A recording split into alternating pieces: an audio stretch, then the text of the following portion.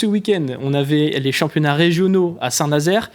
Et puis encore un carton pour le club. Je ne vais pas citer tout le monde. Je ne peux pas. En fait, on n'a pas le temps. L'émission va se terminer. Mais 53 podiums, 22 médailles d'or, 11 médailles d'argent, 20 médailles de bronze. Encore un résultat incroyable. Ouais, c'est dingue. C'est au-dessus de tout ce qu'on a fait depuis 20-30 ans. C'était pareil au championnat de Vendée avec 111 podiums. Donc oui, en plus des belles prestations. Même si on n'a pas tout réussi, on n'a pas tout gagné, mais on a quand même gagné beaucoup. On a un groupe fantastique. Donc c'est vrai qu'on est dans une très très belle période pour notre club. C'est la meilleure période de l'histoire du club ? Oui, moi je l'ai présenté comme ça en assemblée générale. Je crois qu'on vit nos plus belles années. Et bon, ça fait longtemps que ça tourne bien quand même, mais à ce point-là, en nombre de podiums, en nombre de performances, oui, ça n'a jamais été à ce niveau. On en a 9 athlètes sur les listes ministérielles de haut niveau et beaucoup de résultats nationaux et internationaux. On brille beaucoup à l'international aussi. Lola, tu y étais, toi, ce week-end à Saint-Nazaire, mais pas peut-être pas en tant que karaté. Non, pas en tant que karatéka, non, j'étais plus là pour l'arbitrage. Donc avec toute ma famille et plein de membres du club, on était là pour arbitrer, pour aider à la compétition, pour qu'elle puisse se réaliser, quoi. Mais tu as pu quand même arbitrer un peu, parce que tu disais avant l'émission qu'il y avait trop de karatéka de Fontenaisiens. On est tellement nombreux à Fontenay qu'à force, ça devenait compliqué d'arbitrer pour les Fontenaisiens qui étaient en arbitre, mais c'est vrai qu'on arrive quand même à s'en sortir avec ce qu'on a, quoi. Ouais, vous avez fait comment pour y aller à Saint-Nazaire ? Vous avez réservé un tourbus ? En fait, non, ce qui se passe, c'est qu'on est peut-être un des clubs les plus présents sur la scène nationale et internationale. Donc on gère, on finance, on prend en charge tout ça, et on fait appel à la mobilisation de chacun pour le départemental et le régional. Donc oui, je pense qu'on a inondé les autoroutes, mais on a vraiment beaucoup de gens investis dans l'arbitrage, beaucoup de gens dans le coaching. Là, il y avait toutes les sections de poussins à vétérans. Donc on a des gros collectifs, mais il y a une belle énergie, il y a une belle motivation. Donc les gens sont heureux d'y aller et de soutenir leurs élèves qui en plus s'amusent et réussissent plutôt bien. Puis on va remonter un petit peu dans le temps. Enfin, à noter aussi, pour clôturer un peu ce week-end, l'école luçonnaise de karaté qui est rentrée avec 7 podiums et 3 médailles d'or, donc pour un deuxième club vendéen. Et puis, alors j'ai un peu de mal à suivre parce qu'il y a eu beaucoup de choses quand je faisais mes recherches. Alors, on a les finales de Coupe de France junior aussi, c'était en fin d'année dernière, avec notamment l'équipe féminine qui s'était qualifiée en finale. On a eu l'Open international en Angleterre, 11 podiums, l'Open du Luxembourg, 8 podiums. Alors, ça, c'est un exemple justement de cette belle période. C'est-à-dire que Luxembourg, on y allait souvent. Dans l'histoire du club, depuis 20-25 ans, on n'a jamais fait plus de 6 podiums. Là, on en fait 8. On a fait des campagnes en Irlande, au Portugal. Là, c'était effectivement en Angleterre. On est revenu avec 11 podiums, dont un titre et Laïs Rousselot. Donc ça, c'est inédit. Et puis, on a toujours eu beaucoup de résultats en équipe. Ça faisait 5-10 ans qu'en combat, on avait un peu des années de disette parce que les autres clubs font des fusions, font des ententes et recrutent les meilleurs mondiaux pour booster artificiellement leurs équipes. Et bien là, malgré tout, grâce à la politique un peu internationale du club, notre équipe va en finale de Coupe de France en battant les meilleurs du monde, des gens qui venaient de l'étranger pour renforcer les équipes adverses. Voilà. Maëlys, elle n'est que cadette, elle a gagné la Coupe de France junior en battant la numéro 1 mondiale. Et Laïs Rousselot a battu les meilleurs du monde. Elles font finale individuelle, finale par équipe, 3 finales dans le même week-end. Donc ça, c'est un exemple effectivement de cette période un peu fantastique. Là, on a Damien Delaunay en cadet aussi qui vient d'enchaîner 3 podiums nationaux de suite. Donc tout ça, c'est des jeunes qui sont sur les listes ministérielles d'athlètes de haut niveau. Nawel Aran qui a gagné à Lisbonne, etc. Donc on est vraiment dans une période assez magique. Ouais. Est-ce qu'il y a 2-3 performances de cette année que vous retenez, que ce soit toi Lola ou Christophe ?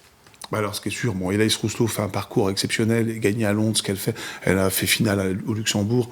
Bon, c'est assez incroyable ce qu'elle fait et on a besoin de leaders.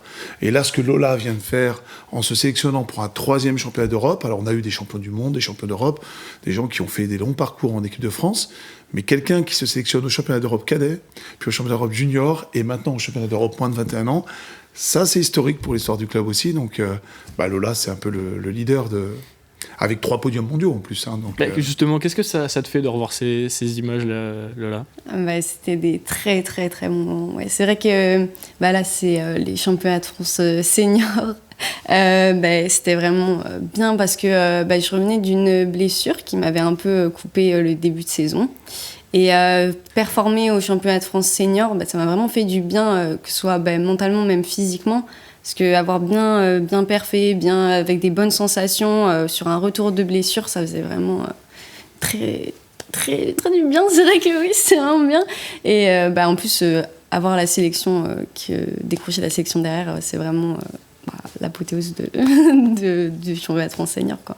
Toi, sur cette année 2025, qu'est-ce que tu retiens? Quelle est ta meilleure performance selon toi, ou ton meilleur souvenir? C'est peut-être pas forcément ta meilleure performance.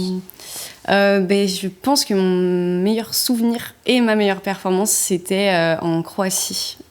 C'était à Porek, où j'ai fait du coup 3e du coup, à la Youth League mondiale de Porek. Et une très bonne performance, que ce soit au niveau des sensations de ce que j'ai produit à la compétition et même au niveau du voyage qu'on a fait tous ensemble. C'était vraiment un des meilleurs séjours qu'on a fait avec tout le groupe Youth League. C'était très très bien. On va parler peut-être un peu plus de toi, Lola. Forcément, à l'approche des nouveaux championnats d'Europe à Chypre, c'est le mois prochain, c'est 7 février, c'est ça? Ça commence le 7. Comment tu te sens à un peu moins d'un mois de partir? Très, très sereine, très très sereine. Maintenant que c'est mon 3e championnat d'Europe, je découvre plus vraiment. En plus, c'est à Limassol, donc c'est un endroit où je suis déjà allée avec les Youth League il y a assez longtemps quand même. Et donc je connais bien l'endroit, je connais bien le concept des championnats d'Europe, je connais bien l'équipe de France. Donc c'est vrai que là, je suis plutôt sereine. Ouais. Plutôt sereine. Quel objectif tu te fixes? L'objectif, ça a toujours été de gagner, de faire championne d'Europe. Ouais, c'est vraiment ce que je vise, quoi. Christophe? Oui, mais je pense qu'on sort d'un entraînement où le maître mot, c'était la sérénité, justement. Et elle a déjà fait 3 podiums mondiaux. C'est son 3e championnat d'Europe. Et comme je l'expliquais, on a quand même tout un programme de préparation de nos athlètes vers l'international pour réussir au niveau national. Donc aller à Chypre... Bon, pour quelqu'un, ça peut être elle y est allée au moins 5 ou 6 fois. Elle connaît par cœur l'île aux chats. Elle m'a informé en larmes l'an dernier, mais il paraît qu'il n'y a plus de chats à Chypre, etc. Elle a l'impression d'aller chez elle. Quand elle arrive en championnat d'Europe ou en équipe, elle se sent chez elle. Quand ils vont sur le circuit international, ils ont fait tellement de compétitions internationales avec le Fontenay Karaté Shotokan que c'est leur univers. Quand ils voient un champion gagner un tournoi mondial, ils disent mais cette fille-là, je l'ai battue. Donc voilà, il y a une vraie sérénité. Ça ne veut pas dire forcément qu'elle va gagner, mais elle sait qu'elle est capable de gagner. Et oui, l'objectif, ce serait de gagner, bien sûr, mais je crois qu'elle se projette beaucoup plus loin parce qu'elle est bien dans ses baskets, elle est sereine. Et elle vise beaucoup plus que ces simples championnats d'Europe pour les années qui vont venir. Mais justement, jusqu'où tu te projettes? Parce que tout à l'heure, pour préparer l'émission, je regardais ton palmarès. Championne de France junior, championne de France des moins de 21 ans, vice-championne de France senior, 3 fois médaillée mondiale en Youth League. Est-ce que j'ai oublié quelque chose? Non, mais jusqu'où tu veux aller? Jusqu'où tu vas aller? Déjà, au niveau national, je voudrais gagner les championnats de France senior.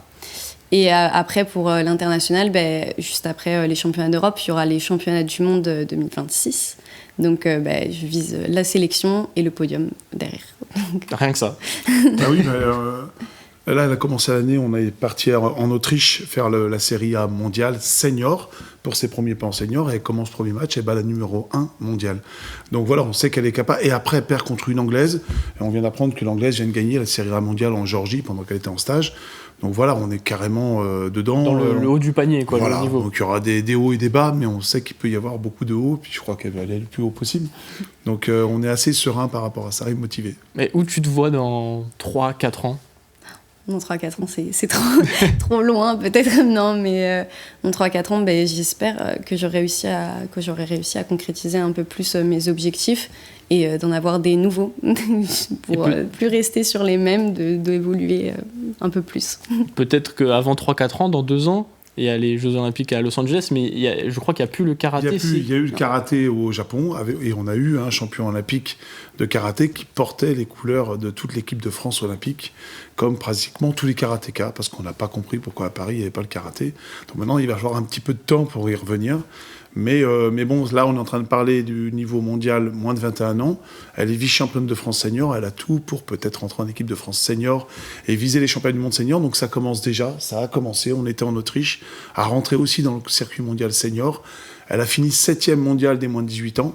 Donc maintenant, il faut qu'elle fasse partie des meilleurs en senior. Donc déjà les championnats du monde senior. Et c'est vrai qu'elle est jeune. Donc s'il y a un retour du karaté aux Jeux Olympiques, elle fait partie de ces jeunes qui pourraient être de cette génération. Donc pourquoi pas. On parle de jeunesse, on parle de senior, des moins de 21 ans. Rappelle-nous ton âge. J'ai 18 ans. 18 ans, donc il y a encore aussi un petit peu de temps. Peut-être pas... Mais elle était déjà médaillée à toutes les compétitions seniors alors qu'elle n'avait que 16 ans. Donc là, on a dit les principaux titres, mais en fait, ça fait 2 ans et demi, 3 ans qu'elle est sur tous les podiums. Donc il y a une régularité assez rare dans ce milieu-là.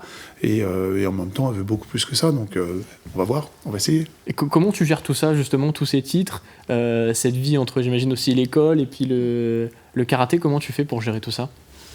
En soi, j'ai l'impression d'être comme tout le monde. Je fais comme parce que ça fait très longtemps quand même que j'associe entraînement, karaté, compétition et école avec notamment la sport-études qu'on a depuis le collège. Donc pendant 7 ans, j'ai fait sport-études à Fontenay. Et du coup, j'ai un peu toujours appris à faire comme ça. Donc j'ai l'impression de faire comme tout le monde. Je vis totalement normalement. Je m'entraîne et je vais à l'école. Et voilà. Elle arrive à un moment où elle se connaît vraiment bien. Donc on parlait de sérénité. Elle sait ce qu'elle aime. Je crois qu'on a appris à se construire et qu'elle se respecte elle-même pour être elle-même. C'est l'image de ce week-end. Je pense que les gens qui vont au championnat d'Europe, ils font pas 2 jours d'arbitrage. Mais en fait, elle est heureuse dans ce milieu-là. Elle est bien dans ce milieu-là. Je crois qu'elle était heureuse de participer à la vie du karaté parce que c'est sa vie, c'est sa famille. Elle se sent bien et pour gagner, il faut qu'elle se sente bien. Donc je pense qu'elle se connaît vraiment bien. Elle se protège maintenant pour pouvoir donner le meilleur d'elle-même au plus haut niveau. Et c'est tout ce qu'on te souhaite pour les championnats d'Europe. Peut-être tu reviendras pour nous annoncer une bonne nouvelle, mais on va pas aller trop vite.